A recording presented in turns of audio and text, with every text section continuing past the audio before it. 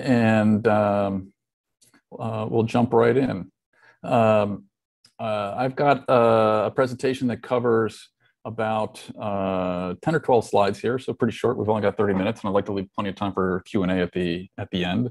So what I'll do is look to compare AirFinder, which is really an asset tracking solution that Link Labs has put together, and just it's good to use it as a point of comparison to AirTags from Apple. I think we've gotten a lot of questions as a company around Apple's AirTags and their solution, and people saying, well, can I use this in commercial context and those kind of things. So we'll look at AirFinder versus AirTags for commercial asset tracking. I'll look to introduce the company first, spend a couple of slides on that, then get into what are Apple AirTags, some of the testing that we've done with them, and then introduce AirFinder as a point of comparison and just sort of summarize that, and then conclude by talking about how you might get started in assessing a commercial asset tracking solution, be it from Link Labs or someone else. So with that, let me just jump right in. Just a little bit about Link Labs as a company. We've been around for 7 years now. We're focused on both indoor and outdoor asset tracking, and also basically seamless indoor and outdoor asset tracking, where you can track something at meter level indoors and then follow it over the road to another facility and be meter level indoors again. We're predominantly deployed in the United States. We have about 100,000 and growing rapidly infrastructure devices that we have deployed and manage. We process a billion or so IoT transaction events per month. We've got a tier 1 global partner network on the supply chain side and on distribution, et cetera. About 60 plus employees today and over 30 patents. So, long way of saying we've been in this for a little while. Lots of companies here that we work with for asset tracking. We're the provider with AT&T into a hospitality solution for housekeeper safety with all the major brands across the top here in the United States: Marriott, Hilton, Wyndham, International Hotel Group. We have a lot of commercial deployments with companies like Georgia Pacific or Bombardier or Thermo Fisher. We're into the construction space with a company called Sitemetric, into hospitals with Johns Hopkins, Hurley Medical Center, et cetera. So fair number of industry verticals as well that we have experience in that I'm happy to comment on over time. We've been at this asset tracking and IoT game for a long time, as I mentioned before. I'm going to sort of focus on when we started to get into the asset tracking area using Bluetooth chipsets, which Apple's AirTags use around 2018, and talk about our technology as it's evolved to the far right here using phase ranging briefly, which gives us very high accuracy using Bluetooth. You'll notice on the lower right here as well, we touched on something called XLE communication protocol. One of the things that we've recognized is Bluetooth Low Energy is not optimized for asset tracking per se. It's optimized for communication between devices. But asset tracking is a very narrow use case, and you can strip out a lot of the overhead from Bluetooth and make a much more power efficient device, which means basically the tags last a lot longer. So let's jump into the heart of it here. What are Apple AirTags? It's a tracking device for consumer use. It really follows on the Find My iPhone capability. And it's meant to extend that to personal objects, keys, wallets, things you might have around your house. It's pretty interesting technology. It has a Bluetooth radio chipset in it. It also has an ultra-wideband chipset, which is somewhat new. And for those that aren't familiar with ultra-wideband, that's a different radio technology that gives you more bandwidth, which allows you to get much more precision in terms of distance between two ultra-wideband devices, like a fixed anchor or your phone and a thing, if you will. The AirTag basically sends a signal that can be detected by your phone if the Find My app on the phone is up and running and operational. You can also set your devices to be able to communicate through the Find My app from other people's phones, so you can get essentially a network effect, if you will, of or a crowdsourcing effect of many people using this. So if you lost a piece of luggage in a hotel and somebody else had the Find My app, suddenly it would say, "Hey, it's probably in this hotel." The AirTags were released by Apple just this spring. Again, it incorporates two radio technologies, ultra-wideband and Bluetooth. It is really only compatible with the newer iPhone 12s if you're going to use the ultra-wideband operation capabilities of the tags. The Bluetooth piece will work with older generations of phones, but the ultra-wideband piece, which gives it enhanced performance, does not. We did test it with a newer phone to understand that. Classic sort of Apple look and feel of the tags themselves. Water resistant, you can engrave them, very easy to use interface.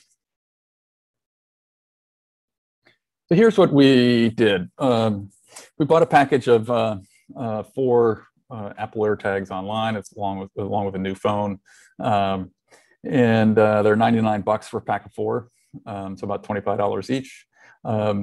And started utilizing them with some simple find it use cases in our chief engineer's house.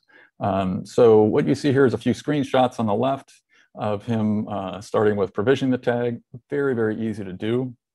As long as there's a pull tab on the batteries, you pull the tab out, the tag becomes active.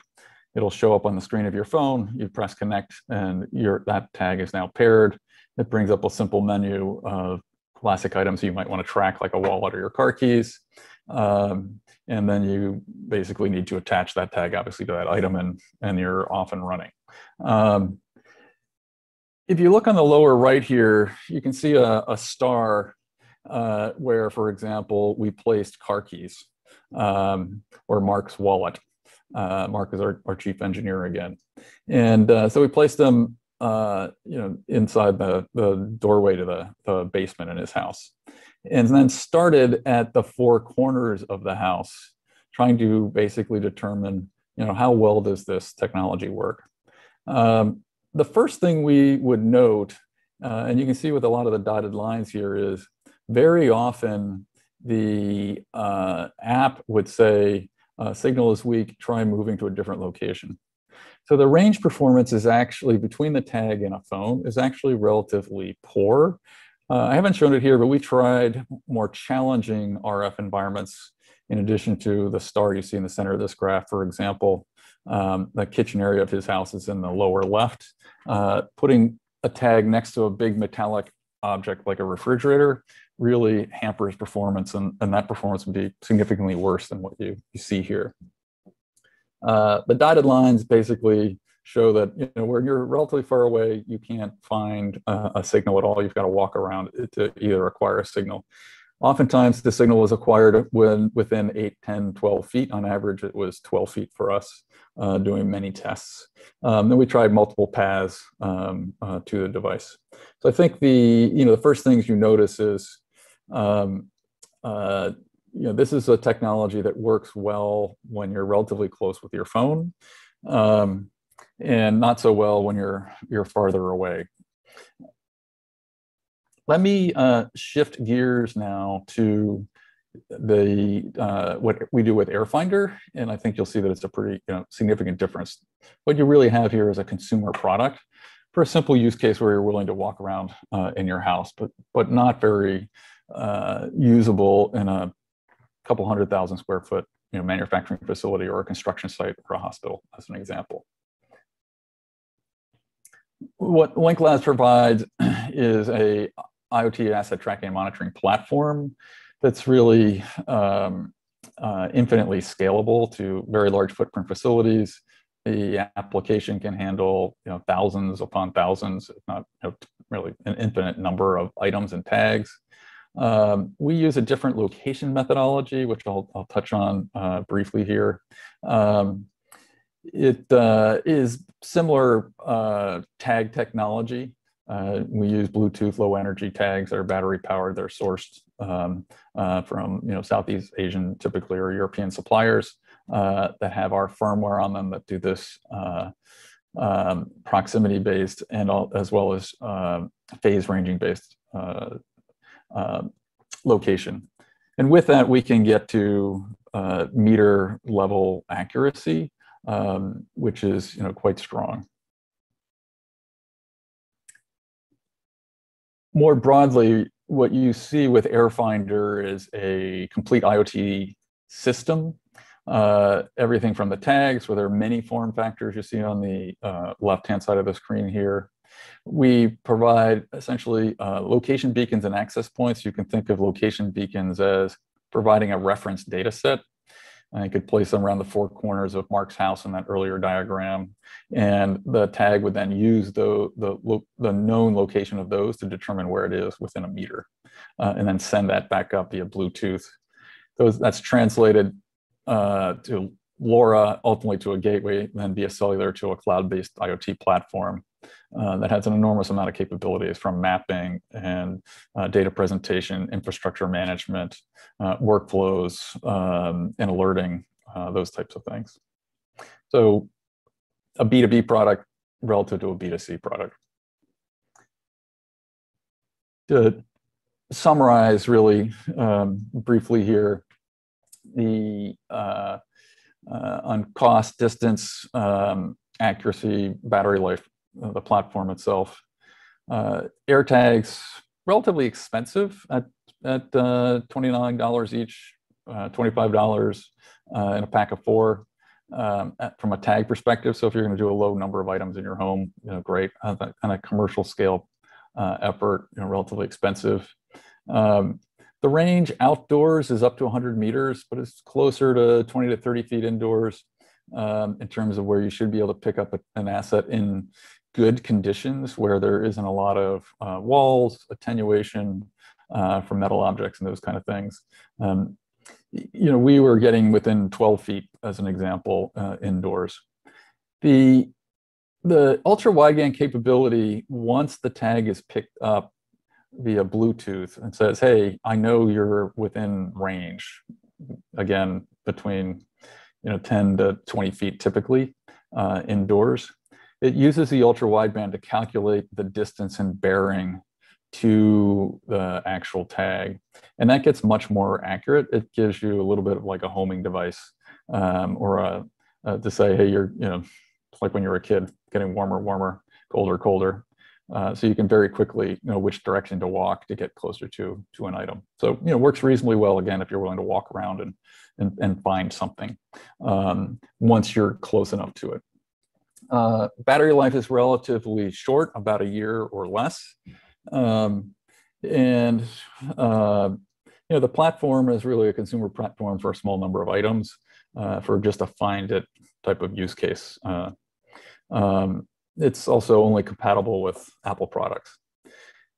AirFinder, what we provide on the commercial side, again, and just a point of comparison, tags are much less expensive, $8 to $15, depending on volume and tag form factors, sensors that you might want to incorporate, like temperature, humidity, shock, as examples for commercial applications.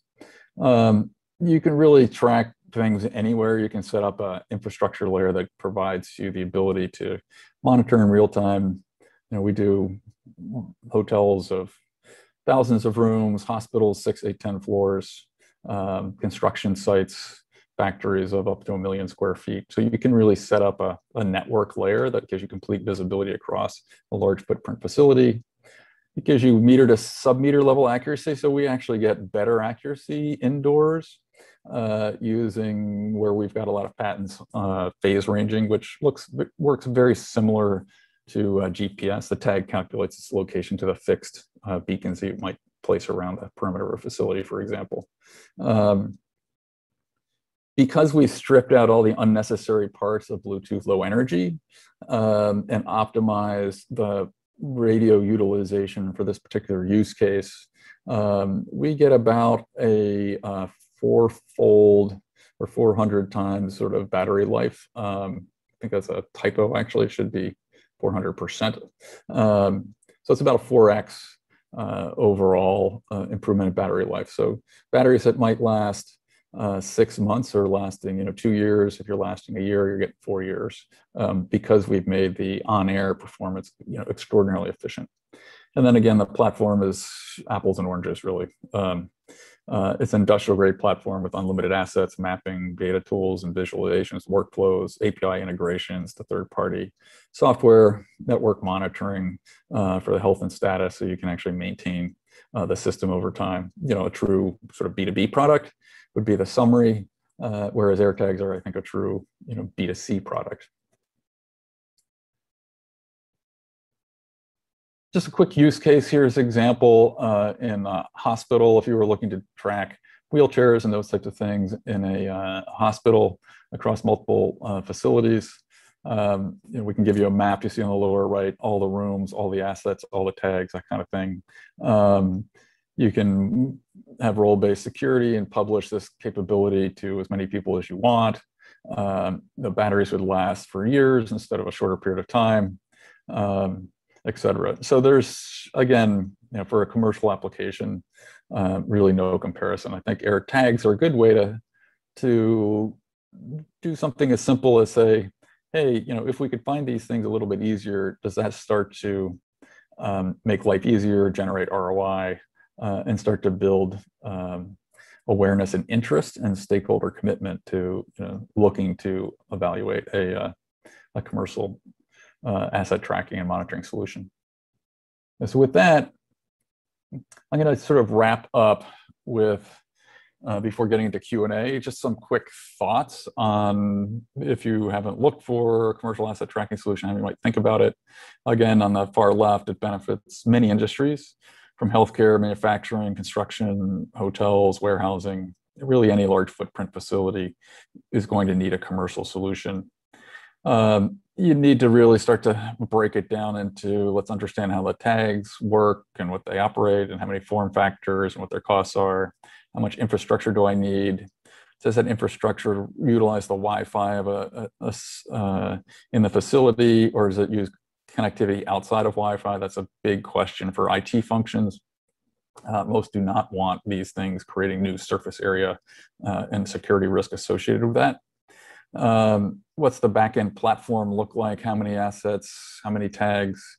There's a many-to-many problem that sometimes you have many assets associated with a single tag. For example, multiple things that go in a cart that get rolled around, or sometimes you can have many tags on the same thing, or you have one tag on for a while, then you want to change it or add a sensor, and now you have multiple tags on the same thing. So there's a lot of complexity in just managing the association of tags to assets over the operational life of either the tag or the asset. And then you need the front end as well: visualization, analytics, reporting, workflows. So you can sort of break the evaluation of a solution into those 4 big buckets. And some of the selection criteria, nothing too dramatic here, but cost and affordability. IoT, you have to remember, is a cost play. That's the way I like to think about it. All this stuff that people are talking about tracking, you would be tracking now if you can get the price point down. So cost and affordability is really a critical requirement to generate ROI. How much accuracy is required? How scalable is the solution? How secure is the solution? Can you not only take the data of where things are, but can you turn that data into insights, and then can you turn those insights into action where somebody actually does work differently because they have this information at their fingertips? And then how extensible is the solution to different sensors, form factors, other use cases that you may want? And ultimately, another set of criteria is this just an indoor solution, an outdoor only solution, or some hybrid? So again, a starting point for starting to think about assessing a commercial solution, be it AirFinder or from another vendor in this space. So with that, I'm going to shift to Q&A. I see there's a handful of questions that are here already. Yeah, I was going to say, where do you begin with these? Like, I mean, you've opened up Pandora's box, so you can obviously see this. I wasn't sure if you could, but there's quite a string of. I'll say start with Dean, because he had a couple of questions from previous sessions that didn't get around to getting answers. So maybe you could start off with Dean's question and work your way through, Bob. I'll let you manage that from here. Yeah, the first question is, what is the location accuracy of, I guess everybody can see it, but I'll just repeat it here in case people can't. What is the location accuracy with AirTags? And the comparison is, sort of z-axis with GPS, the accuracy around 3 meters. The location accuracy depends on the radio that's being utilized in the tag itself. So initially, the location accuracy is very poor, meaning it uses Bluetooth proximity only. And the testing we've done with Bluetooth proximity, and the way to think about proximity is there's a Bluetooth beacon, the thing saying, here's my tag ID, and it's burping that out regularly with the Bluetooth radio, and it's just listening for how loud it is. The phone is listening for how loud that is. And because it's a very noisy radio environment, and Bluetooth bounces off walls and any metallic object and those kind of things, you get echoes and reflections. It's not accurate at all when it's just the Bluetooth radio portion of the tag. You're looking at, in our testing, 3 to 5 meters of location accuracy. What it's really telling you is the phone can hear it. And we think it's, like with your ears, coming from that general direction. The reason Apple incorporated an ultra-wideband chipset into their tag, which does make their tags more expensive, is because ultra-wideband can give you much more accurate distance information between 2 items. And typically, ultra-wideband is quoted as 10 centimeter type accuracy. Now, without a set of fixed reference points and other infrastructure to really manage it well, your phone may be saying this is 8.2 meters away, but you don't know. You've got to walk around a wall or down a hallway and turn right into a room. But it gives you a good homing capability. And ultra wideband, certainly in ideal conditions, is 10 centimeters or less. And in nasty conditions, I'm sure Apple is still getting sub-meter accuracy. It's a very good technology for accuracy. Hopefully that answered the question. What we do is phase ranging, which works like GPS, but uses Bluetooth indoors on much shorter distances with multiple fixed reference points, and we get to meter or sub-meter accuracy using a proprietary methodology where we basically emulate how GPS works with a Bluetooth chipset. But that's what Link Labs does. Should I jump to the next question? The wireless carriers offering this AirFinder service through their broadband airband IoT services. So we partner in the US with the major carriers, all the major carriers, and then we use an eSIM provider for international coverage capability. So it's worth talking about, sort of when and where. For indoor asset tracking, we don't actually utilize any of the wireless carrier technology themselves.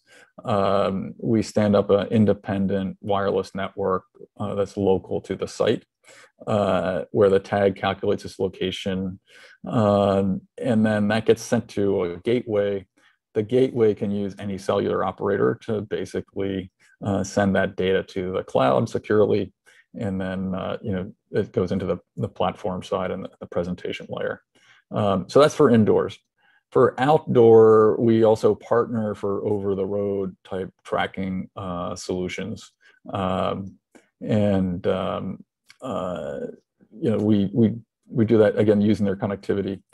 We do distribute with AT&T in the US, and we have a distribution agreement with Verizon, but haven't really gotten as much commercial traction, just to be brutally honest, with Verizon sales force as much as we have with AT&T in the US.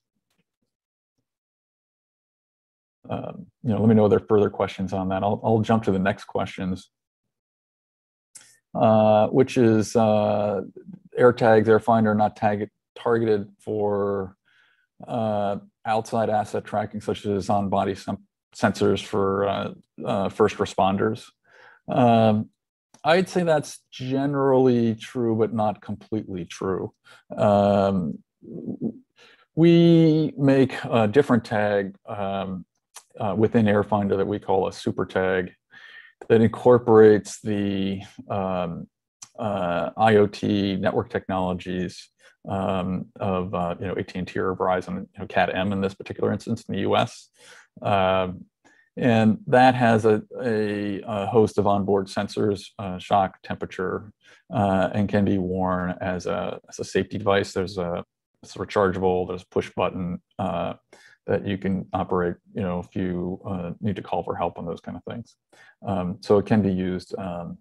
There is a tag basically that solves that use case in the context of the broader platform. I see we've got 2 minutes. Kevin, do you see any other questions? So I don't know if you had a look at the chat box. Did you go through the ones coming through the chat box as well? I did. You did. All right. Well, did I? Well, no, I did not. I'm sorry. Sorry. Oh, I was looking at the wrong thing. I was looking at a Q&A box. Same opportunity with phones.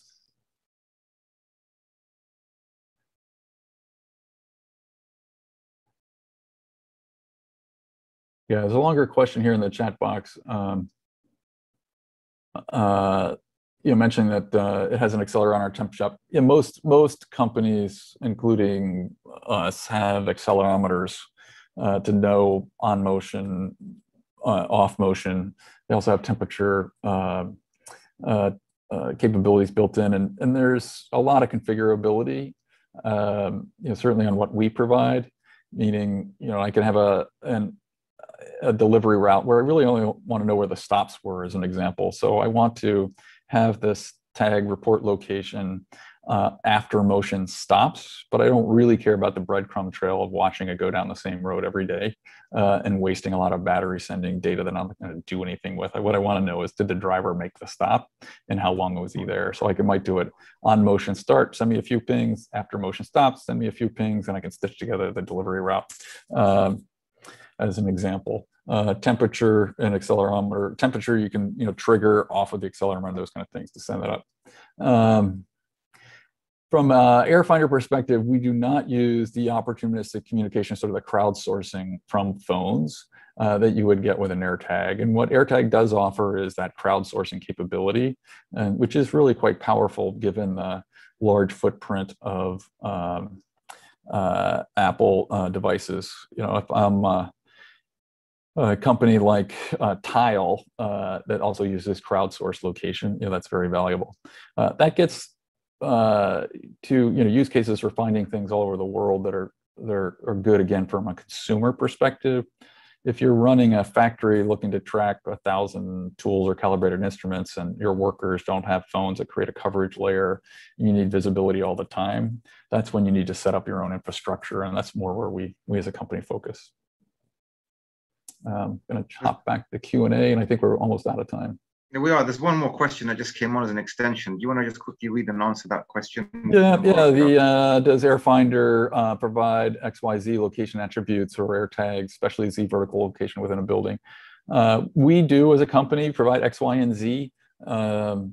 We can do floor level capability, Apple and sub-meter capability, so we can do a pallet on a rack or a shelf, for example, with AirFinder. AirTags will tell you, and we did see that it will tell you if it believes that the tag is on the next floor up or on a floor down. So again, if you're within 10 or 12 feet, and it will recognize if it's not in roughly the same plane and suggest that you go upstairs or downstairs. So there is some coarse Z location capability with Apple's AirTags, but again, it's only plus or minus a floor. Not, I've got a 10-story facility and I'm looking for the specific floor, regardless of if my specific phone is within range of the tag.